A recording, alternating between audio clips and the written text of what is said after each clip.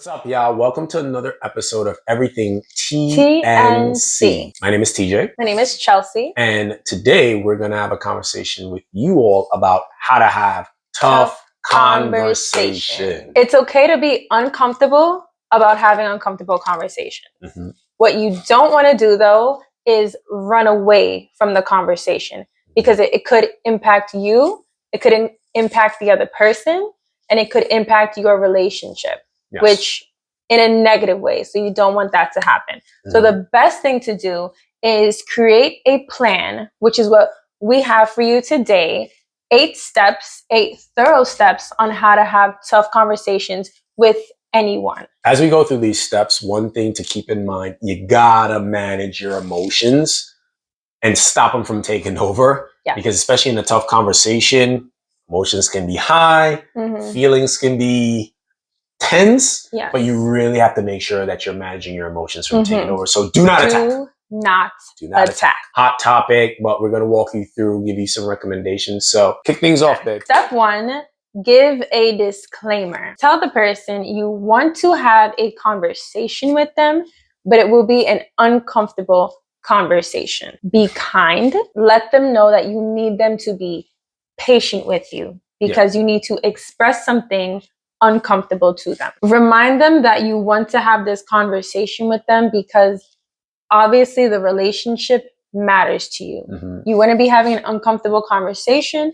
if it didn't matter to you. Number 2, you definitely want to make sure you ask for permission because time and place is going to matter.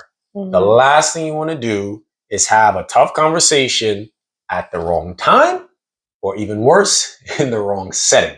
So make sure that whoever it is you want to have this conversation with, after you give the disclaimer, ask for permission. So that way you know, okay, is it the right time? Do you have to check back a little later, maybe the next day, or maybe the location might not be ideal. You step to the side, you step to a room, you step outside. Definitely make sure you ask for permission. Number 3. State intention. You got to let them know like why you're even having the conversation.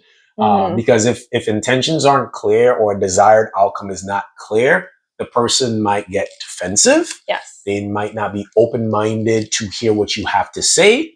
Make sure you let them know what is the purpose, what is the intention, and what are you hoping to come out of this conversation. Step number 4, state the issue and concern. This is the part where you get into the meat of it. You are explaining to them what they are doing that is making you feel uncomfortable or negative that you need them to change. And make sure you're very specific. This is your moment to really get at the root of the problem. So maybe as you said, like the meat and potatoes, right? Like what is the issue? Do not dance around it. Do not try to gloss it over. Let them know what the concerns are because you can't do anything if you don't actually address the elephant in the room. So step 5, you want to now give a recent example.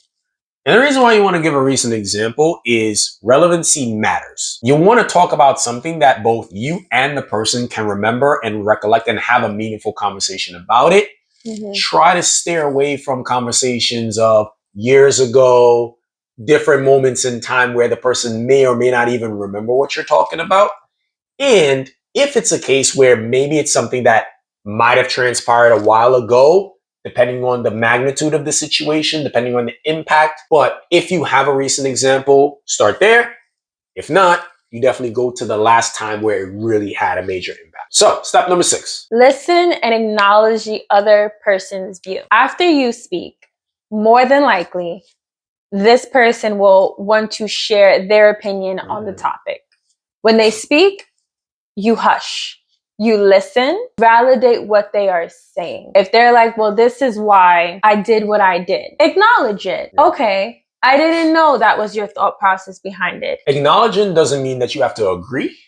And it doesn't have to mean that you're now saying they're right and you're wrong. But this is a step where in some cases, misunderstandings can be cleared up. Assumptions can be cleared up. And it also gives the other person to not be too much in defense mode without being able to explain certain things. As you listen, yes, you have to let them be heard. So as you listen to understand, don't listen to react. Sometimes in listening to them, they may even come to the conclusion that you're hoping for without you saying it. So this is actually a very important step. Also, you want to keep going back to stating the intention, because Yes. when you are explaining what the issue is and they're explaining, either defending themselves, you want to keep going back to the intention behind everything, so that way no one's getting too emotional or things escalate to where there's no resolution. Step number 7. You want to state the intended outcome again and agree on possible solutions. This is a moment where both voices have been heard, conversation has happened, and you really want to now bring it together, right? What's going to happen next? What are the possible solutions? Sometimes it might be change behavior. Sometimes it might be acknowledgement. Sometimes it might be a come to understanding moment where both people can walk away feeling that they have a better understanding of what took place, then maybe it's not as bad as it may have been. Yeah. Or someone may now recognize and realize the magnitude or the impact of what transpired. So then you have to talk about solutions. And this is where you now have to be very vocal and honest about what a solution really looks like.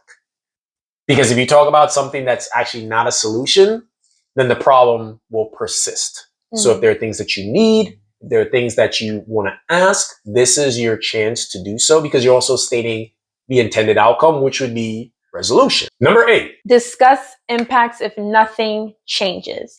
So you want to kind of end it with acknowledging what may happen if nothing changes. So basically the negative possibilities, that if we can't come to a conclusion or if nothing changes, that honestly, whatever the situation may be, we don't belong in each other's lives, or there will be more chaos.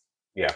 And I think this is where a lot of people are afraid to get to this step, which is sometimes why they avoid the tough conversations in the first place. Because sometimes the reality is, if nothing changes, you may need to cut ties with a person, create space with that person, go in a different direction. But the reality is, it's better to have that tough conversation and make those decisions and move forward than be in a state of unresolved issues. Yes. And also, this is where accountability can come in. So if, let's say, you and said person agree that moving forward, this is going to be the course of action, this is going to be the change, now you can hold them to that standard, you can hold them to that expectation, and if they don't meet it, they're aware of what can come next. Overall, guys, just remember to manage your emotions from taking over and do not attack. So these were our 8 steps, 8 thorough steps on how to have tough conversations with anyone. Hope this was helpful. And until next time, this is Everything TNC.